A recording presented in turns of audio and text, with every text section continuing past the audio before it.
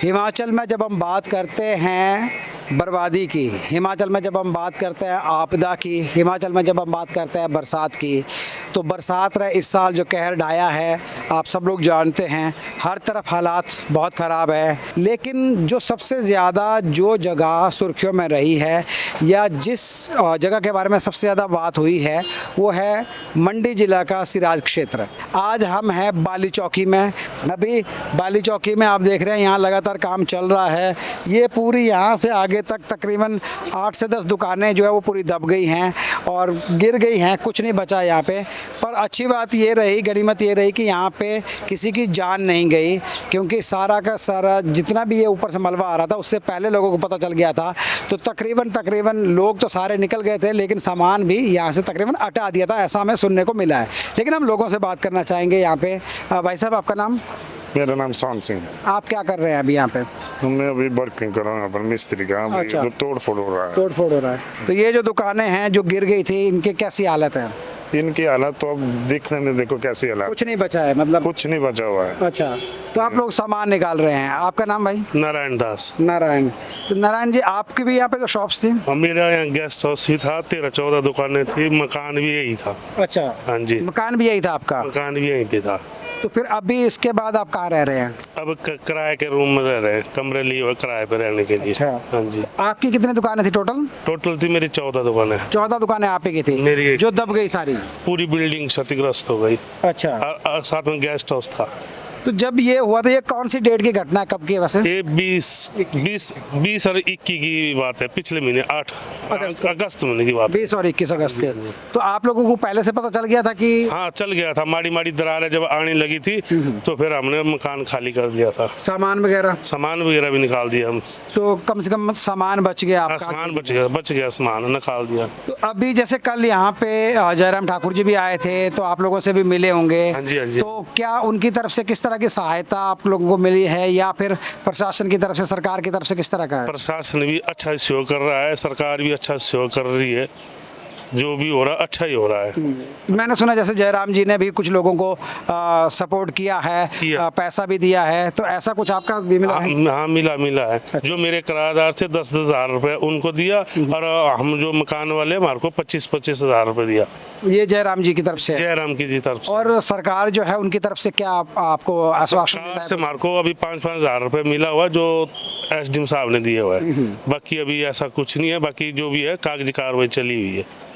हाँ जी। तो ये जमीन आपकी मलकियत थी अपने ना? मेरी अपनी मलकियत है। तो इसको लेकर के अभी क्या है? जमीन तो आपकी, अगर इसको साफ करेंगे तो फिर निकल आएगी, लेकिन जो अभी टाइम लगेगा, इसके लिए रुकना पड़ेगा। अभी 1-2 बरसातें और देखनी पड़ेगी। अगला पता नहीं है कि अभी क्या होता क्या नहीं होता। अभी रुकना पड़ेगा हमारे को। तो आपको तब तक, जब तक कि अगली बरसात में कितना ऊपर से गिर जाए उसके टेंशन अभी भी है? अब बहुत टेंशन है, बहुत टेंशन है। अभी पीछे पता नहीं कितना मलबा आ जाएगा, अभी कुछ नहीं कर सकते। तो जैसे आपका अपना घर भी था यहाँ पे, हाँ जी। और अब आप किराए पे घर में रह रहे हाँ जी, हाँ हैं, जी। तो अब आप कहीं दूसरी जगह घर बनाने का सोच रहे हैं या कैसे है? अभी ऐसा कुछ नहीं है। अभी थोड़ा सा अभी दिमाग भी काम नहीं कर रहा है। अभी ऐसे ही है, कहीं बाहर ही जगह जमीन है आपके पास दूसरी जगह अगर घर बनाना हो तो? है जगह है, और जगह है। सेफ है मतलब? हाँ, वो जगह सेफ है। अच्छा। मेरे ऊपर जहाँ गांव में जो मकान है, रहायशी मकान है, वो भी उनमें भी दरारें आ गई है। उनसे भी, वहाँ से भी हम साइड ही है फिलहाल। अच्छा, तो कौन सा गाँव है आपका? वो शेगली गांव। शेगली गाँव? हाँ, ग्राम पंचायत माणी। अच्छा, तो उधर भी ऐसा ही है? उधर भी ऐसा ही हाल हो गया। वहाँ पे भी कुछ घर वगैरह गिरे या नहीं, घर नहीं गिरे, घरों में दरारें आ गई। दरारें आ गई? दरारें आ गई। मतलब वही कि वहाँ पे टेंशन है? हाँ, टेंशन, बहुत टेंशन है। रैश के काबिल नहीं है। अच्छा। हाँ जी, हाँ जी। ठीक है, धन्यवाद हमसे बात करने के लिए। भाई साहब, आपका नाम? मेरा नाम दुनीचंद भारद्वाज है। दुनीचंद जी, हाँ जी। आप क्या करते हैं अभी काम? मैं भी आपकी तरह जर्नलिस्ट ही हूँ। ऐसा आपदा ऐसा नहीं है कि ये जर्नलिस्ट है या ये पुलिस है, ये प्रशासन है, किसी जाति, धर्म या व्यक्ति को पूछ के नहीं आते। मैं भी जर्नलिस्ट हूँ। Amar Ujala, life time TV और जो मीडिया, सोशल मीडिया चैनल से मैं भी काम करता हूँ। मैं रोजी रोटी के लिए, आजीविका के लिए एक दुकानदारी करता, मोबाइल रिपेयर, मोबाइल सेल और कुछ अन्य सामान बेचता था। लगभग पिछले जब 20-21 अगस्त को जब यहाँ त्रासदी आई थी, जिस प्रकार से ये माहौल यहाँ बना था, शुरुआत दौर में ये हुआ था, यहाँ यहाँ की ये 7 वाली जो दुकान थी, ये दुकान बैठ गई थी 20 तारीख को। अच्छा। 21 तारीख मेरी जो 7 वाली दुकान थी, मेरी लगती दुकान थी, हालांकि मुझे डर हुआ, हालांकि मेरी दुकान ठीक थी, लेकिन जो 7 वाली जो दुकानें थी वो पूरी तरह से उसमें बड़ी बड़ी दरारें हुई थी और प्रशासन की तरफ से खाली करवा दिया था। अच्छा। बस जब 21 तारीख की बात आई तो 21 तारीख को ऊपर से इस साइड इतनी दरारें आ गई, जिस भवन में, जो मेरा भवन था, जो मालिक नारायण दास डोलेराम जी और केशव दास जी का था, इनके जो मेरी जो दुकान थी वो उसमें दरारें आ गई। उसमें क्या हुआ कि खासकर मैं अपनी दुकान की बात करूँ तो मेरे दो जो सबसे पहले मेरे दुकान की तरफ जो शटर है, जो जमीन नीचे की तरफ धंस गई, तो हुआ क्या कि जो मेरे दोनों शटर है वो लॉक हो गए। हालांकि मैंने कोशिश बड़ी की कि अपने सामान निकाल पाऊँ, लेकिन जब तक इतने में कोशिश कर रहा था, दूसरी तरफ से एक पिलर और दीवार टूट गई थी, जिससे मेरा सामान भी लगभग 10-15 लाख रुपए का नुकसान भी हो गया, टूटा फूटा था। 2023 में भी मेरा घर जो पूरी तरह से क्षतिग्रस्त हो गया था, लगभग 15-17 कमरों का घर था, लगभग 50 लाख का इन्वेस्टमेंट की थी। 2023 में मेरा घर अपना मकान था, ये साथ में बाली चौकी बाजार में। उस वक्त मैं त्रासदी का शिकार हो गया था।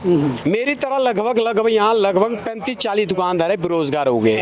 अब यहाँ इधर से आप उधर देख रहे हैं तो यहाँ लगभग 50 दुकानदार थे और 9 जो मकान मालिक, भवन मालिक थे, भवन मकान जो मालिक थे, लगभग करोड़ों का नुकसान हुआ है।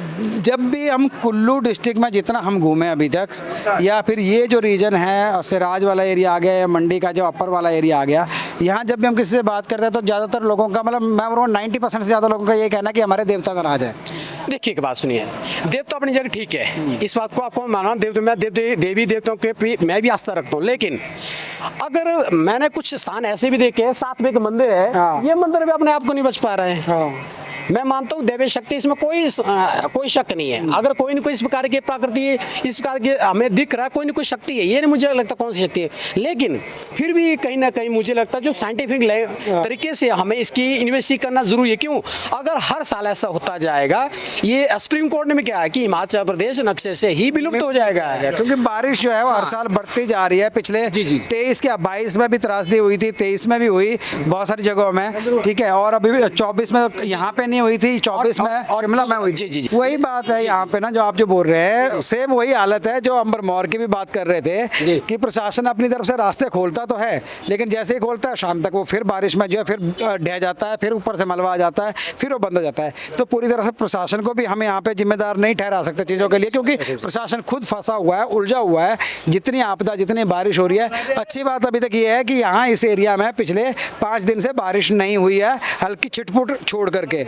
नहीं तो जिस तरह से मंडी की अभी हालत है, मेन मंडी का एरिया आ गया या फिर सरकाघाट का एरिया आ गया या फिर कांगड़ा डिस्ट्रिक्ट का, वैसी अगर बारिश यहाँ पे फिर शुरू हो जाए तो यहाँ पे हालत और भयावह हो सकते हैं।